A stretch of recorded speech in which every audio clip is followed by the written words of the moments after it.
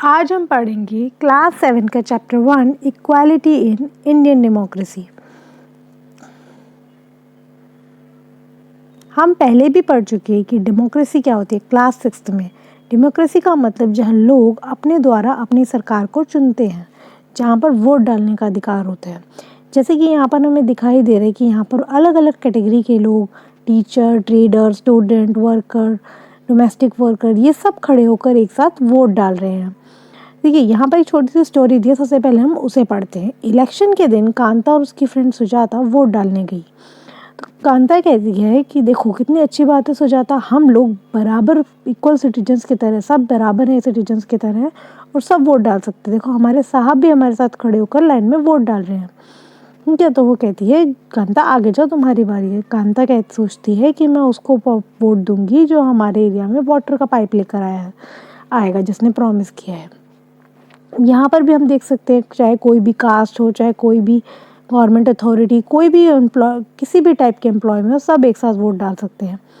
इसके बाद जाते हुए वो अपने मालिक को नमस्ते करती है। उनके मालिक भी लाइन में खड़े होते हैं। अब कांता बात कर रही है अपनी फ्रेंड से कि गुड़िया हैज़ बीन रनिंग फीवर, कि उसकी बेटी को बहुत ज़्यादा बुखार है और उसको अस्पताल लेके जाना है और उसको साहब के घर जाना है क्योंकि उनसे उनको थोड़ा एडवांस मांगना है। तो वो अपनी बेटी को कहती है कि उसको कुछ चाय वगैरह देकर जाती है और उसे कहती है कि मैं शाम को आऊँगी तो तुम्हें हॉस्पिटल ले जाऊँगी। ठीक है, वो फिर बाहर निकलते हुए देखती है बस्ती कितनी गंदी है जहाँ पर वो रहती है, इसीलिए बार बार गुड़िया बीमार हो जाती है क्योंकि वो साफ़ सफाई नहीं है और साफ़ सफाई की अगर नहीं होगी तो कोई भी बहुत जल्दी बीमार पड़ सकता है।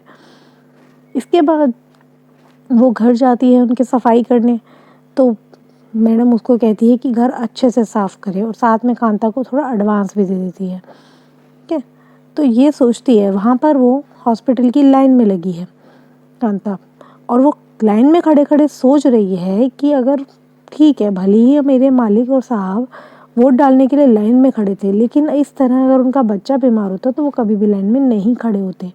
अब इस चैप्टर में हम यही पढ़ने वाले कि क्या सच में लोगों को इक्वालिटी का व्यवहार होता है। सच में हम सुनते हैं, हम इक्वालिटी की बात करते हैं कि हाँ वोट डालते टाइम सब इक्वल है, बट क्या रियलिटी में सब लोगों के साथ इक्वल ट्रीटमेंट होता है? इंडिया एक डेमोक्रेसी है और इक्वालिटी इसका एक मेन फीचर है, और हम ये जानेंगे कि इतनी इम्पॉर्टेंट क्यों है इक्वालिटी, और क्या सब लोग इंडिया में इक्वल हैं। जैसे कि हमने कांता की स्टोरी में देखा, हर जगह इक्वालिटी नहीं होती सबके साथ। के सबसे पहले बात, हमारे पास अधिकार है इक्वल राइट टू वोट का। सबसे पहला टॉपिक है हमारा इक्वल राइट टू वोट। हमने क्लास 6 में पढ़ा है यूनिवर्सल एडल्ट फ्रेंचाइज के बारे में। यूनिवर्सल एडल्ट फ्रेंचाइज का मतलब है कोई भी पर्सन, चाहे वो किसी भी रिलीजन, कास्ट, रेस, किसी भी जेंडर से बिलोंग करता हो, फिर भी वो वोट डाल सकता है इफ़ ही और शी इज़ 18 ईयर्स ओल्ड। तो चाहे वो किसी भी वेल्थ का हो, किसी भी कम्युनिटी का हो, किसी भी कास्ट का हो, उसको वोट डालने का अधिकार है। यही है हमारे यूनिवर्सल एडल्ट फ्रेंचाइज। ठीक है, जैसे कि हमने अभी भी देखा, चाहे कांता हो, चाहे उसके मालिक हों, सब रिच हो चाहे पुअर, सब एक साथ ही खड़े होकर वोट डाले थे। पर कांता जब उसको खड़े रहना पड़ता है लाइन में, और उसके घर के पास स्लम है, स्लम मतलब झुग्गी झोपड़ी वाला एरिया है, आसपास एक गंदा नाला बह रहा है, उसकी बेटी बीमार है और वो एक दिन छुट्टी नहीं ले सकती क्योंकि उसको अपने एम्प्लॉयर से मनी बोरो करना है ताकि वो अपने बच्ची को डॉक्टर को दिखा सके। तो वो यही सोचते सोचते टाइम बिता रही है कि क्या सच में हमारे पास इक्वालिटी है, उन लोगों के पास जो इक्वल अधिकार है क्या वो मेरे पास है। यही इस चैप्टर में हम देखेंगे। नेक्स्ट टॉपिक है अदर काइंड्स ऑफ इक्वालिटी। जो कांता उन लोगों में से है जिसके पास वोट डालने का तो अधिकार है, मोस्टली हमारे देश के लोगों की तरह, पर उनकी डेली लिविंग और वर्किंग कंडीशंस बिल्कुल भी इक्वालिटी में नहीं बीतती। पुअर होने के साथ साथ लोग अलग टाइप की अनइक्वालिटी भी फेस करते हैं, जैसे कि कास्ट सिस्टम जो हमारे देश में बहुत सालों से रहा है। पहले के टाइम पर कास्ट सिस्टम पूरे इंडिया में प्रैक्टिस किया जाता है, अब ये कुछ रूरल एरियाज़ में लिमिटेड हो चुका है। ठीक है, आप अर्बन एरिया में रहते हो, मॉडर्न इंडिया में रहते हो सकता है आपको ऐसा लगता हो कि आज की डेट में लोग कास्ट सिस्टम में बिलीव नहीं करते, पर ये मैट्रिमोनियल्स ऐड यहाँ पर साइड में दिखाई गई है। हम इनमें देखते हैं तो हमें पता चलता है कि कास्ट सिस्टम कितना फैला हुआ है। कि अब यहाँ पर सबसे ऊपर वाला एडवर्टाइजमेंट मुंबई का है, तो मुंबई वाले एडवर्टाइजमेंट में आप देख सकते हैं कास्ट नो बार SC/ST excuse, send BHP must. अब यहाँ से कास्ट नो बार लिख के SC/ST एक्सक्यूज़ भी लिखा हुआ है।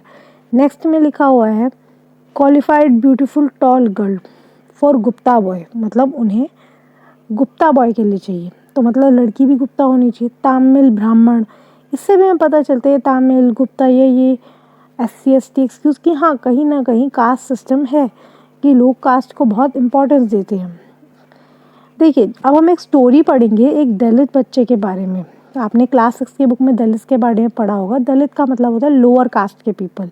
दलित वर्ड का मतलब ही होता है ब्रोकन, यानी टूटा हुआ या फिर छोटा। तो ये जो लोअर कास्ट के लोगों को बुलाने के लिए इस वर्ड का यूज़ किया जाता है दलित का। और इनके साथ आज भी बहुत ज़्यादा डिस्क्रिमिनेशन यानी भेदभाव होता है। जिसकी सबसे पहले हम स्टोरी पढ़ेंगे ओम प्रकाश वाल्मीकि की। ये एक फेमस दलित राइटर हैं। इन्होंने अपनी ऑटोबायोग्राफी वो बुक होती है जो इंसान अपनी लाइफ के बारे में खुद लिखता है। तो उन्होंने इस बुक में लिखा है, इस बुक का नाम है जूठन। जूठन में उन्होंने लिखा है I had to sit away from the others in the class. उनको अपनी क्लास के बाकी सारे बच्चों से अलग बिठाया जाता था, वो भी ज़मीन पर। और कई बार जहाँ उन्हें बैठना होता था वहाँ का मैट भी ख़त्म हो चुका था, तो उन्हें डायरेक्ट ज़मीन पर ही बैठना पड़ता था। कई बार उन्हें दरवाजे के पास सबसे पीछे बिठा दिया जाता था और बिना बात के कई बार उनको मारा भी जाता था। जब वो 4th क्लास में थे, उनके हेडमास्टर ने ओम प्रकाश से कहा कि वो स्कूल का प्लेग्राउंड की सफाई करे। और प्लेग्राउंड जो था वो तो सिर्फ एक 4th क्लास के बच्चे थे, और प्लेग्राउंड उनकी फिजिक, उनकी बॉडी से बहुत ही ज़्यादा बड़ा था। तो उनकी बैक भी दुखने लग गई थी साफ़ करते करते। उनका फेस पूरा डस्ट में कवर हो गया था, डस्ट उनके माउथ में भी चला गया था। बाकी बच्चे क्लास में बैठ के पढ़ रहे थे और ओम प्रकाश बैठ के पूरा का पूरा ग्राउंड और स्कूल साफ़ कर रहे थे, और हेडमास्टर रूम में बैठ के ये सब देख भी रहे थे। उनको एक ग्लास पानी भी पीने नहीं दिया जाता था। वो पूरा दिन स्कूल की सफाई करते रहते थे, डोर्स विंडोज स्कूल की। आए सारे टीचर्स बॉयज़ सब उनको देखते रहते थे। ओम प्रकाश पूरे स्कूल प्लेग्राउंड काफ़ी दिनों तक यही चलता रहता और वो करते रहे। और ये सब तब ख़त्म हुआ जब एक दिन उनके फादर स्कूल से निकल रहे थे, तो उन्होंने देख लिया अपने बच्चे को सफाई करते हुए। तो उन्होंने जाके टीचर से बात करी कि ये सब क्या है। तो उन्होंने ओम प्रकाश का हैंड पकड़ा और बहुत ज़ोर की चिल्ला के टीचर से कहा कि तुम एक टीचर हो, ठीक है, और मैं भी जा रहा हूँ, पर तुम हमेशा याद रखना मास्टर, मेरा बेटा यहीं पढ़ेगा इसी स्कूल में, यही नहीं इसके जैसे और बच्चे भी पढ़ेंगे। अब ये थी फर्स्ट स्टोरी जिसमें हमने देखा किस तरह एक दलित बच्चे ओम प्रकाश के साथ भेदभाव हुआ स्कूल में। नेक्स्ट स्टोरी हम पढ़ेंगे इंडिया के एक छोटे शहर की, एक बड़े शहर की कहानी पढ़ेंगे। ये स्टोरी है मिस्टर एंड मिसेस अंसारी की। एक कपल है मिस्टर एंड मिसेस अंसारी, वो रेंट पर एक अपार्टमेंट ढूंढ रहे हैं शहर के अंदर। तो उनके पास पैसे तो हैं, तो रेंट देना उनके लिए कोई प्रॉब्लम नहीं है। वो प्रॉपर्टी डीलर के पास जाते हैं, उसे कहते हैं कि उन्हें एक अच्छा घर दिला दे। तो डीलर उनको कहता है कि कुछ अपार्टमेंट्स अवेलेबल हैं रेंट के लिए। तो वो पहले अपार्टमेंट में जाते हैं और अंसारी जो हस्बैंड वाइफ हैं दोनों को ये अपार्टमेंट पसंद आ जाता है और वो डिसाइड कर लेते हैं इसको लेने के लिए। पर जब लैंडलेडी होती है मकान मालकिन, जब उनको मेरा नाम पता लगता है तो वो कहती है कि मैं ये घर रेंट पे नहीं दे सकती, क्योंकि ये लोग मीट खाते हैं, क्योंकि इस बिल्डिंग के अंदर कोई भी नॉन वेजिटेरियन रेजिडेंट नहीं है। और अंसारीज और प्रॉपर्टी डीलर दोनों ये बात सुनकर बहुत हैरान हो गए, क्योंकि उन्हें पास के ही नेबर के घर से फ़िश के पकने की स्मेल आ रही थी। और यही ऐसे सेम एक्सक्यूज़ उन्हें सेकंड और थर्ड अपार्टमेंट जो वो देखने गए वहाँ पर भी मिला। तो प्रॉपर्टी डीलर ने उनको एडवाइस किया कि वो अपना नेम चेंज करके अपने आप को मिस्टर एंड मिसेस कुमार बुलाएं। अंसारीज जो थे वो उनको ये बिल्कुल भी ठीक लगा, उन्होंने ये करने से मना कर दिया। उन्होंने कहा वो कुछ और अपार्टमेंट और देख लेंगे। और उन्हें एक मंथ लग गया अपार्टमेंट देखते देखते। तो फाइनली उन्हें एक लैंडलेडी मिली जो उनको घर देने के लिए राज़ी हुई। अब देखिए नेक्स्ट टॉपिक है रिकॉग्नाइजिंग डिग्निटी। सबसे पहले हमने देखा कि कास्ट की वजह से ओम प्रकाश की कास्ट दलित थी, दलित कास्ट की वजह से, दलित जाति की वजह से उनको भेदभाव सहना पड़ा। सेकंड में हमने देखा कि रिलीजन की वजह से, अंसारीज के रिलीजन की वजह से उनको भेदभाव सहना पड़ा। कई बार क्या होता है सिर्फ इन दोनों वजह से कई बार मेल या फीमेल होने की वजह से भेदभाव अनइक्वल ट्रीटमेंट मिलता है। जैसे कि ओम प्रकाश वाल्मीकि और अंसारी में हमें देखा उन्हें कास्ट और रिलीजन के बेस पर डिस्क्रिमिनेट मिला। जब पर्सन्स को अनइक्वली यानी भेदभाव के साथ ट्रीट किया जाता है तब उनकी डिग्निटी वायलेट होती है। डिग्निटी होती है हमारी सेल्फ रिस्पेक्ट, जो हम अपनी रिस्पेक्ट खुद करते हैं वो डिग्निटी होती है। और हमने देखा ओम प्रकाश वाल्मीकि और अंसारी दोनों की जो डिग्निटी थी उस पर वार हुआ, जिस तरह उनको ट्रीट किया गया। ठीक है, जैसे कि ओम प्रकाश से स्कूल साफ़ करवाया गया उसके कास्ट की वजह से, school teachers, school mates, teachers, उसने उनकी डिग्निटी को बहुत बुरी तरह हर्ट किया। उनको फील कराया कि वो बाकी स्टूडेंट्स के बराबर नहीं है। क्या उस टाइम प्रकाश वाल्मीकि बहुत छोटे थे, वो कुछ कर नहीं सकते थे अपनी सिचुएशन के लिए। ये तो उनके फादर थे जिन्होंने अपने बेटे को देखा, उनको गुस्सा आया, उन्होंने अपने बच्चे को वहाँ से ले गए। अंसारीज़ की डिग्निटी भी हर्ट हुई जब लोगों ने उन्हें अपार्टमेंट देने से मना कर दिया। जब प्रॉपर्टी डीलर ने उनको सजेस्ट किया नेम चेंज करने के लिए, तब उन्होंने अपनी डिग्निटी या सेल्फ रिस्पेक्ट के लिए रिफ्यूज़ कर दिया सजेशन को कि नहीं, हम ये अपना नेम चेंज नहीं करेंगे। तो क्या ये सही हुआ? ये ओम प्रकाश के साथ या अंसारीज़ के साथ जो ट्रीटमेंट हुआ, ये ऐसा नहीं होना चाहिए था। उनको भी वही सेम रिस्पेक्ट और डिग्निटी मिलनी चाहिए जो बाकी लोगों को मिलती है। जो इंडियन कॉन्स्टिट्यूशन है वो मानता है, हमारे देश का जो संविधान है वो सबको बराबर मानता है। हर इंडिविजुअल इस कंट्री का, चाहे वो मेल हो, फीमेल हो, किसी भी caste, religion, tribe, educational, economic background से आता हो, सब इक्वल है। ठीक है, बट रियलिटी में हमने भी देखा इनइक्वालिटी एग्जिस्ट करती है, हमने भी देखा भेदभाव एग्जिस्ट करता है। बट हमारे देश के अंदर कम से कम की जो प्रिंसिपल है इक्वालिटी का, ये सब लोग रिकॉग्नाइज करते हैं, सब इसको मानते हैं। जबकि पहले के टाइम पर कोई लॉ नहीं था इनको प्रोटेक्ट करने के लिए। इस डिस्क्रिमिनेशन होता है भेदभाव। पहले के टाइम पर कोई भी ऐसा लॉ नहीं था जिससे कि लोगों को इन भेदभाव से या इल ट्रीटमेंट या गलत व्यवहार से बचाया जा सके। पर अब ऐसे बहुत सारे लॉज बना जा चुके हैं जिनसे इन लोगों को इस गलत व्यवहार से बचाया जा सकता है। जैसे कि हमारे कॉन्स्टिट्यूशन में प्रोविजन है कि first that every person is equal before the law, हर इंसान लॉ के आगे इक्वल है। For this mean is that every person, चाहे कंट्री का प्रेसिडेंट हो, चाहे कांता एक डोमेस्टिक वर्कर हो, सबको सेम ही रूल ओबे करने होते हैं। और अगर किसी पर्सन के साथ religion, caste, place of birth या फीमेल या मेल को लेकर या किसी भी रीज़न को लेकर भेदभाव किया जाता है, या फिर उन्हें किसी भी पब्लिक प्लेस पर, प्लेग्राउंड, होटल, शॉप या मार्केट में आने से रोका जाता है, तो ये सारे कानून भी हटाए जा चुके हैं कि हम किसी को भी कहीं भी जाने से नहीं रोक सकते। कोई भी पब्लिकली अवेलेबल वेल होते हैं, कुएं, रोड्स या बाथिंग घाट, सब लोग इस्तेमाल कर सकते हैं, चाहे वो किसी भी रिलीजन, कास्ट, रेस से बिलोंग करते हो। उसके बाद हमारे कानून में अनटचेबिलिटी को ख़त्म किया गया। अनटचेबिलिटी का मतलब होता था छुआछूत करना, मतलब किसी के छू लेने को वहम समझना। तो ये भी इसके बाद ख़त्म किया गया। गवर्नमेंट ने 2 तरीक़ों से इक्वालिटी को इम्प्लीमेंट करने की कोशिश करी है। पहली चीज़, उन्होंने स्ट्रिक्ट लॉज बनाए जिससे कि इक्वालिटी को फॉलो किया जाए। सेकेंडली, गवर्नमेंट ने प्रोग्राम और स्कीम्स बनाई उन कम्युनिटीज़ के लिए जिनके साथ सबसे ज़्यादा भेदभाव प्रैक्टिस किया जाता है, जो डिसएडवांटेज कम्युनिटीज़ है, उनके लिए स्पेशल स्कीम्स या प्रोग्राम्स भी अरेंज करें। अब ऐसे बहुत से लॉज हैं हमारी कंट्री में जो एक पर्सन के इक्वल ट्रीटमेंट को प्रोटेक्ट करते हैं। इसके अलावा गवर्नमेंट ने कई स्कीम्स भी बनाई हैं। देखिए, ये स्कीम्स क्या करती हैं, ये उन लोगों को जिनके पास अपॉर्चुनिटी नहीं है, जैसे कि हमने ओम प्रकाश के साथ देखा, ऐसे लोगों को अपॉर्चुनिटी प्रोवाइड करती हैं। सबसे बड़ा स्टेप जो गवर्नमेंट ने लिया इसके अंदर ये था mid day meal scheme. Mid day meal scheme एक प्रोग्राम था जिसने गवर्नमेंट ने इंट्रोड्यूस किया एलिमेंट्री स्कूल्स में, यानी बच्चों के स्कूल्स में इंट्रोड्यूस किया ताकि बच्चों को कुक्ड लंच प्रोवाइड किया जाए। तमिलनाडु वो पहला स्टेट है इंडिया का, Tamil Nadu is the first state in India to introduce this scheme in 2001 में। और उसके बाद जो हमारी सुप्रीम कोर्ट है, उन्होंने सारे स्टेट गवर्नमेंट से कहा कि इस प्रोग्राम को शुरू करें 6 मंथ्स के अंदर अंदर। और इस प्रोग्राम के बहुत पॉजिटिव इफ़ेक्ट्स भी हुए। कई पुअर चिल्ड्रन ने अपने आप को स्कूल आना शुरू किया सिर्फ लंच के लिए। कई बार क्या होता था, बच्चे जल्दी घर चले जाते थे लंच करने के लिए, स्कूल वापस नहीं थे। उसके बाद जब स्कूल में मिड डे मील प्रोवाइड होने लगा तो उनकी अटेंडेंस इंप्रूव हुई।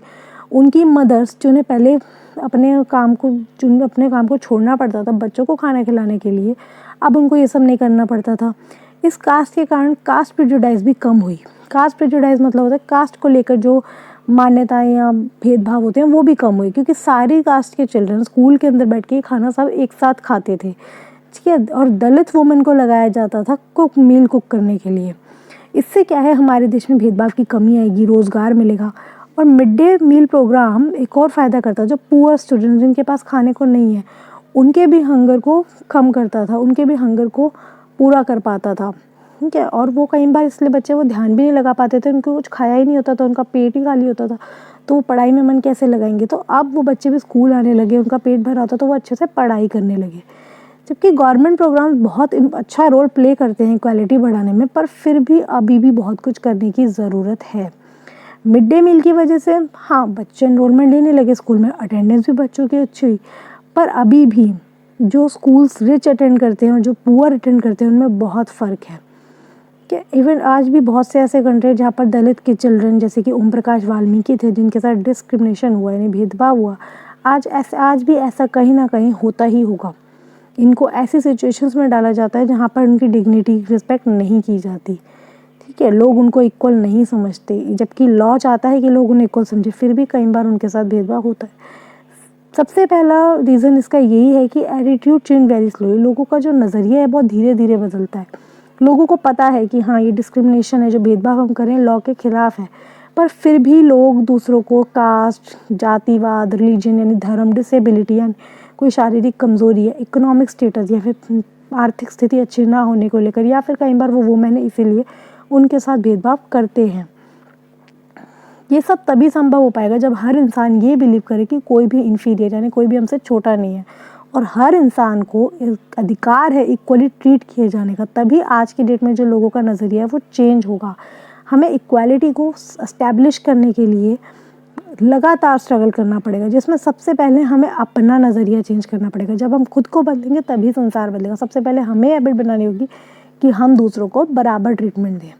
अब आप हो सकता है आपको हैरानी हो रही हो। नेक्स्ट टॉपिक है issue of equality in other democracies. बाकी डेमोक्रेसीज में क्या होता है? आप सोच रहे होंगे इंडिया ही एक डेमोक्रेटिक कंट्री है जहाँ पर इनइक्वालिटी है, पर ऐसा नहीं है। जो बाकी कंट्रीज़ है वहाँ पर भी ये स्ट्रगल फॉर इक्वालिटी आज भी चल रहा है। कई डेमोक्रेटिक कंट्रीज़ हैं जहाँ पर इशू ऑफ इक्वालिटी आज भी है, जैसे कि United state of America. African American जो उन स्लेव थे जिन्हें अफ्रीका से लेकर आया गया, आज भी उन्हें अपनी लाइफ अमेरिका के अंदर अनइक्वली बितानी पड़ती है। जबकि 1950s के अंदर एक मूवमेंट भी हुआ था कि equal rights for African Americans का। ये अमेरिका के अंदर कई अफ्रीकन अमेरिकन्स हैं जो कि अफ्रीका से बहुत साल पहले लाए गए थे। आज जो उनके बच्चे हैं उनके साथ भेदभाव किया जाता है। अफ्रीकन अमेरिकन्स को बहुत ज़्यादा अनइक्वली ट्रीट किया जाता था। उनको इक्वालिटी लॉ में भी नहीं दी गई थी। जब वो बस में ट्रैवल करते थे तो उन्हें बीच बस की बैक साइड पे बिठा दिया जाता था, बैक सीट्स पर, ठीक है। यहाँ तो कई बार उनको अपनी सीट से उठा दिया जाता था अगर किसी वाइट पर्सन को बैठना हो तो। रोज़ा पार्क एक अफ्रीकन अमेरिकन वुमेन थी। वो पूरे दिन से थकी हुई आके बस में बैठी थी। उन्होंने अपनी सीट एक वाइट मैन को देने से मना कर दिया था 1 दिसंबर 1955 पे। और उस दिन जो उन्होंने मना कर दिया अपनी सीट देने से, उस दिन बहुत बड़ा एजिटेशन हो गया था। एजिटेशन मतलब बहुत ज़्यादा गुस्सा भर गया था। जिस तरह अनइक्वल वेज में अफ्रीकन अमेरिकन्स के साथ गलत किया जाता था, इसको लेकर बहुत ज़्यादा लोगों में गुस्सा भर गया था। इसे सिविल राइट मूवमेंट का नाम दिया गया था। सिविल राइट एक्ट 1964 में आया था, जिस पे डिस्क्रिमिनेशन पे बैन लगाया गया। किसी भी रेस मीन्स होता है कलर या रिलीजन या धर्म या नेशनल ओरिजिन की, बंदा कहाँ से आया है इंसान, इनको लेकर सारे भेदभाव पर बैन लगा दिया गया था सिविल राइट्स मूवमेंट के थ्रू अमेरिका में। और इस एक्ट के बाद जितने भी स्कूल्स थे अमेरिका के, अफ्रीकन अमेरिकन चिल्ड्रन के लिए भी ओपन हो गए थे। अब उन्हें सेपरेट स्कूल में जाने की ज़रूरत नहीं थी। फिर भी एक मेजॉरिटी, एक बहुत बड़े अमाउंट में अफ्रीकन अमेरिकन जो थे वो पुअरेस्ट ऑफ द कंट्री रहे थे, क्योंकि जो अफ्रीकन अमेरिकन चिल्ड्रन थे वो सिर्फ गवर्नमेंट स्कूल्स ही अटेंड कर पाते थे। और गवर्नमेंट स्कूल्स के अंदर बहुत कम फैसिलिटीज़ होती थी, क्वालिफाइड टीचर्स नहीं होते थे एज़ कम्पेयर कि वाइट स्टूडेंट्स जिन स्कूलों में जाते थे वो प्राइवेट होते थे, वो हाईली पॉश होते थे, वहाँ पर अच्छे टीचर्स की फैसिलिटी होती थी। इसके कारण तब भी भेदभाव उनमें रहा था। इसके बाद की बहुत important 15 of Indian constitution. Article 15 of Indian constitution जो है वो बैन लगाता है किसी भी रिलीजन, रेस, कास्ट, सेक्स या प्लेस ऑफ बर्थ को लेकर किसी के साथ भी भेदभाव करने पर, ठीक है। The state shall not discriminate any citizen on grounds only of religion, race, caste, sex, place of birth and other state. State का मतलब यहाँ पर है कि देश में कोई भी इंसान किसी भी सिटीजन को किसी भी रिलीजन यानी धर्म, रेस यानी कलर, कास्ट यानी जाति, सेक्स यानी उसके जेंडर या प्लेस ऑफ बर्थ, वो कहाँ पर बॉर्न हुआ, इनमें से किसी भी चीज़ को लेकर किसी के साथ भी भेदभाव नहीं किया जा सकता। और जो ऐसा करेगा उसके लिए स्ट्रिक्ट लॉ एक्शन लिए जाएंगे। No citizen shall on grounds of religion, race, caste, sex, place of birth or any of them be subject to any disability, liability, restriction or condition। देखिए, कोई भी सिटीजन, चाहे वो किसी भी रिलीजन का हो, किसी भी रेस का हो, कास्ट का हो, सेक्स का हो, प्लेस ऑफ बर्थ का हो, किसी भी चीज़ में हो, चाहे उसे कोई डिसेबिलिटी हो, चाहे उसके ऊपर कोई लाइबिलिटी हो, मतलब कर्जा हो, ठीक है। डिसेबिलिटी मतलब होता है कोई भी कमज़ोरी होना, विकलांगता। लाइबिलिटी का मतलब होता है कोई भी कर्जा होना। किसी भी कंडीशन में उसके ऊपर कोई भी रेस्ट्रिक्शन नहीं लगाया जा सकता। किसी भी शॉप में जाने पर, किसी भी पब्लिक रेस्टोरेंट में जाने पर, किसी भी होटल में जाने पर, किसी भी पब्लिक एंटरटेनमेंट के प्लेस पे जाने पर, ना ही किसी वेल यानी कुएँ, टैंक्स यानी टैंकर्स जो आते हैं, bathing ghats, roads, place of public resorts के अंदर जाने पर, ठीक है, उस पर कभी भी बैन नहीं लगाया जाता। जो भी चीज़ें पब्लिक जनरल पब्लिक यूज़ कर सकते हैं वो भी पूरी तरह इस्तेमाल कर सकता है। अब चैलेंज ऑफ डेमोक्रेसी। देखिए, किसी भी कंट्री को पूरी तरह डेमोक्रेटिक कभी नहीं कहा जा सकता। हमेशा ऐसा होगा कि कुछ कम्युनिटीज़ और इंडिविजुअल्स जो हैं वो तो डेमोक्रेसी का आइडिया बढ़ाना चाहेंगे और इक्वालिटी को बढ़ाना चाहेंगे, बट फिर भी ड्यू टू इंडिविजुअल पर्सन कहीं ना कहीं हम सफ़र करते हैं इन इक्वालिटी को लागू करने के लिए। सेंट्रल या फिर स्टेट ये आज भी स्ट्रगल करती है कि सब लोगों को इक्वल ट्रीटमेंट दिया जा सके, सबकी डिग्निटी मेंटेन हो सके, और ये तभी हो पाएगा जब हम दूसरे पर्सन्स को इक्वली ट्रीट करेंगे, ठीक है, और दूसरे इंसान की डिग्निटी को हम रिस्पेक्ट देंगे, ये तभी पॉसिबल हो पाएगा। अब ये इसकी साइजेस हैं। देखिए, इसमें इंपॉर्टेंट टर्म्स ये universal and franchise. Universal and franchise का मतलब है that all adult citizens have the right to vote respective of their social and economic background. मतलब हर एडल्ट सिटीजन जो 18 से अबव है उसको वोट देने का अधिकार है, चाहे वो किसी भी सोशल इकोनॉमिक बैकग्राउंड से आता हो, मतलब या तो उसकी आर्थिक स्थिति चाहे कैसी भी हो, चाहे वो किसी भी जातीय धर्म से बिलोंग करता हो। डिग्निटी का मतलब है the respect to thinking of oneself and other person worthy of respect. मतलब अपनी खुद की अपनी नज़रों में इज्जत करना और दूसरों की नज़रों में अपने आप को इज्जत के लायक समझना। कॉन्स्टिट्यूशन वो डॉक्यूमेंट है जिसमें सारे रूल और रेगुलेशन लिखे गए हैं, जिसके अंदर एक कंट्री और लोगों को फॉलो करने हैं। सिविल राइट मूवमेंट एक मूवमेंट है जो यूएसए में 1950s में शुरू हुआ था, जिसमें अफ्रीकन अमेरिकन पीपल ने अपने लिए बराबर राइट्स की डिमांड की थी और रेशियल डिस्क्रिमिनेशन का एंड हुआ था। ये था हमारा चैप्टर 1 सिविक्स।